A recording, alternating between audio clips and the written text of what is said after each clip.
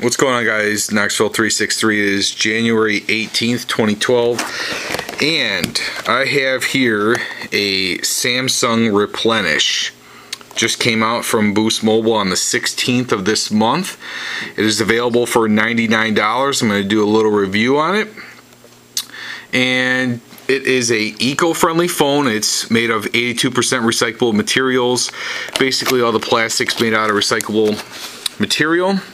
It is Android 2.3 with a 2.8-inch touchscreen with QWERTY keyboard, 2 megapixel camera with video, GPS enabled. And I'm not going to read all of these. It does support voicemail, caller ID, call waiting, and three-way calling. So let's open this up and check it out. Alright, once we open up the package, you'll see that it comes with your micro SD card reader, your USB disconnect, which I really like, that's the charger, and your owner's manual, which obviously I didn't use. So let's take a look at the phone here really quick.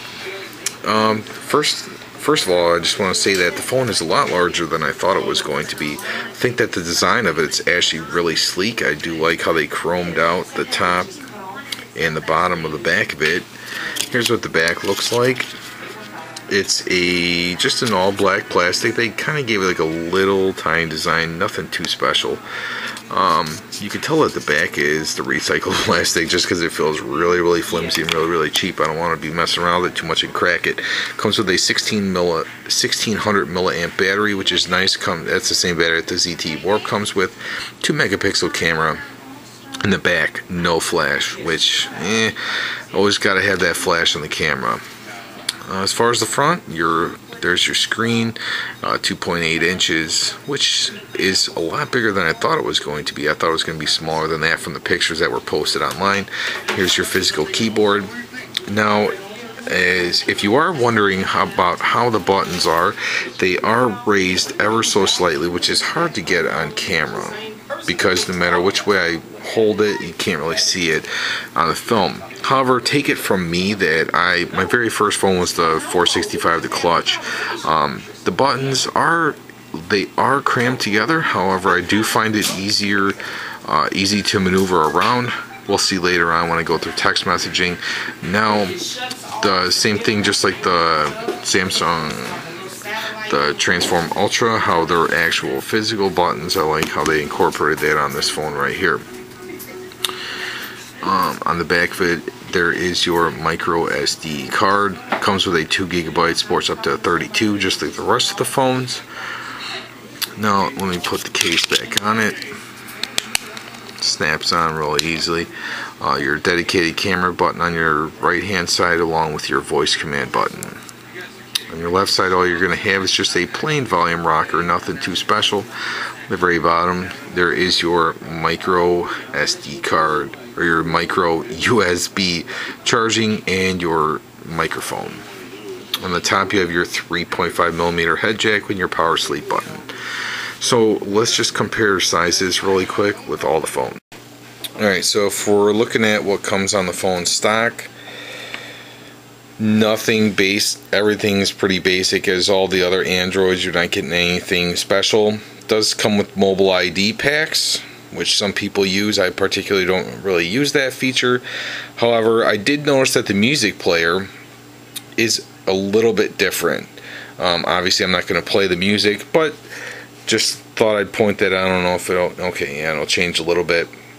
So the music player is different than the other phones that I've used. Nothing special.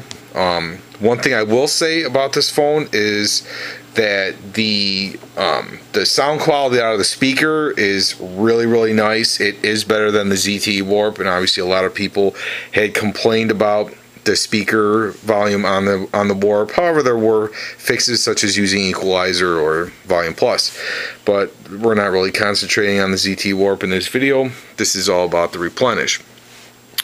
So some other features I thought I'd point out is the text messaging. What's nice about this phone is it kind of gives you the feel of both, whether you want to use the actual keyboard here on the bottom, or if you switch over to landscape mode, then it actually gives you the keyboard on the screen. So you can use this as well. After using both for a little bit, I did notice that both are very responsive. I don't have any complaints as far as sending text messages. So that's definitely a plus on the phone. Alright, now I'm currently on Wi-Fi, and I searched myself so I can play my own videos. So let's see what YouTube looks like on the phone. Hey, Knoxville 363 coming at you guys. And the volume is at, ZTE. turn it down a little bit. So as you can see, the speaker volume is really nice on the phone. Watching videos is kind of cramped, which I don't really like, so let's switch that into landscape mode. Now once we switch it into landscape mode, it currently is, oops. Now when I switch, now this is on high quality, as you can see is right here on the top, it's green. As far as the quality of the video, I did play a movie on here, which was a high definition movie. Now, I'm not going to say that the video quality is terrible. However, it coming from using the Warp and the Prevail, it is kind of a little washed out. The colors it's not as vivid as I would have expected. I expected a little bit more, but once again, for the price they were paying for the phone, it's not that bad at all. Once again, it's just a little crammed, and so I mean, it is what it is. Now, if you are watching movies not off of YouTube, the only bad thing about this phone is that you are forced to watch in landscape mode. There is no portrait mode for it, which, you know, I think that that's something that they could have worked on as opposed to this. Although they look at it like, who's really going to watch a movie, an hour-and-a-half movie, with a very small screen such as this? So I kind of understand where they're coming from in that aspect. Once again, I'm on Wi-Fi. This is not 3G, but it's still, there's no hiccups or anything, which is expected since you're on Wi-Fi. So now let's run through the camera, see how the quality is on the camera. It's 2 megapixels. Alright, so here is the camera. Now this is one aspect that I really liked, that I really wish the ZTE Warp would have incorporated, is the zoom feature. Is that, I mean, it is pretty fluent. With the ZTE Warp, you had to use the volume rocker. Now, this just changes the colors ever so slightly. That's what that option does. And just your basic, your normal options. There is no front-facing camera on this phone, obviously. I'm not going to run through all these options just because I've run through it in several of my other videos. Nothing too special. However, let's just go ahead and take a quick picture. Let me switch this over this way. Now, once again, same thing as the video quality. Let's just go ahead and look through it really quick. Not terrible. However, it's a little washed out. Color is not as vivid, but it's 2 megapixels, so don't expect the best pictures. Now, let's go ahead and take a video. Once again, you can just obviously switch it over. Let's go to long video and shoot a video really quick. So it is pretty fluent. I'm not really noticing any like watered down effects or anything like I was on the Warp. However, once again, it's, you know, you will get that lag. So now let's view it.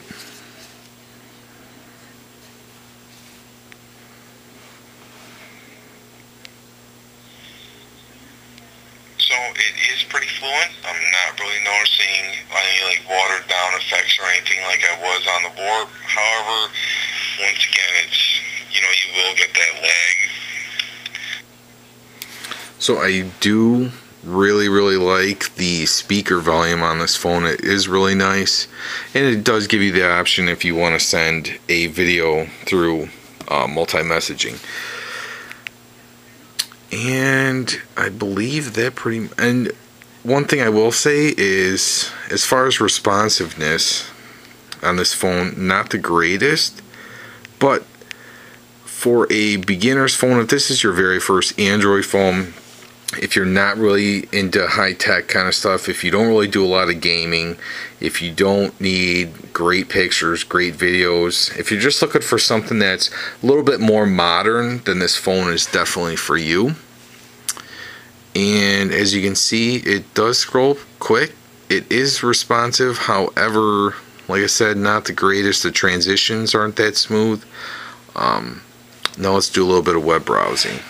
Alright, so we are on Wi-Fi. Let's go ahead and search Boost Mobile. I will use the keyboard. And obviously you can use both. Obviously, since we are on Android 2.3, it does support pinch to zoom. Kind of lags a little bit, nothing major.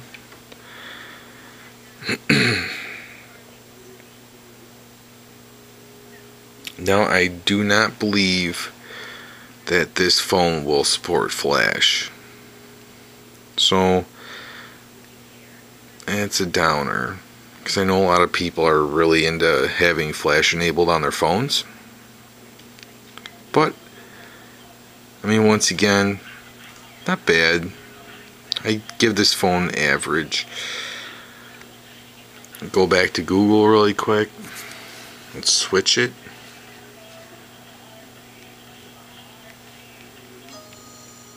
Google. That was terrible. Missed. Go. So that's web browsing. I cannot do 3G due to the fact that this phone is not actually activated. But just to give you guys a little taste of the phone. So that's pretty much covering all of the basics. As far as gaming goes, I know that the phone does support 3D gaming.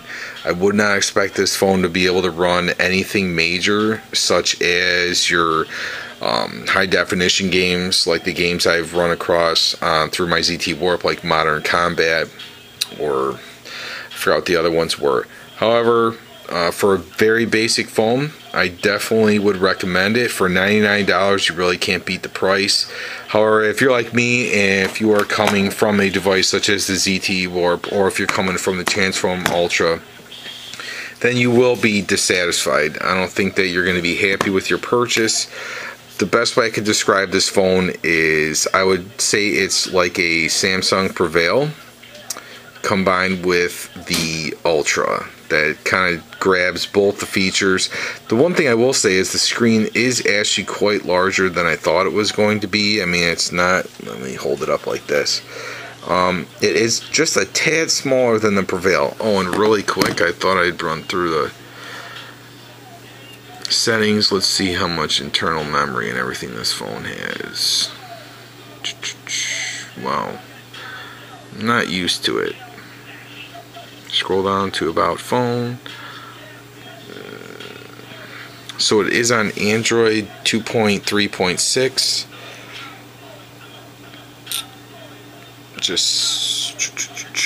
And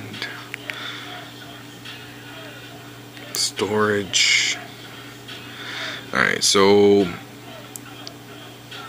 wow, the internal storage is only 125 megabytes, so that's really, really small. So now, if you are trying to use this phone for a lot of music, a lot of games, then you better hope that everything can be saved to your SD card, because you will run into the same exact problems as the Samsung Prevail, which only had 256 megabytes of internal storage. This looks like it has less than that to begin with, which is bad. If I had to rate this phone just from my own personal, just from using it within this quick 10-15 minutes, I would give it a 5 out of 10, meaning that it's not extremely terrible. And I'm not going to bash it, because that's one thing I am very against. I don't like it when I watch reviews and people bash prepaid phones that are on the cheaper side, due to the fact that you're paying for what you get. If you're really into, if a lot of internal, if you do a lot of gaming, if you're expecting to watch a lot of movies and everything, don't get this phone, because you're just going to be unhappy with it. I'd go with the ZTE Warp or the Transform Ultra, or if you're patient enough, you could wait for the LG Marquee. So I hope you guys enjoyed this first look at the Samsung Replenish. If you guys want to see anything specific that does not require 3G, and I could just do it off Wi-Fi, or I could download an application, feel free to send me a private message or leave a comment below. Thanks for watching.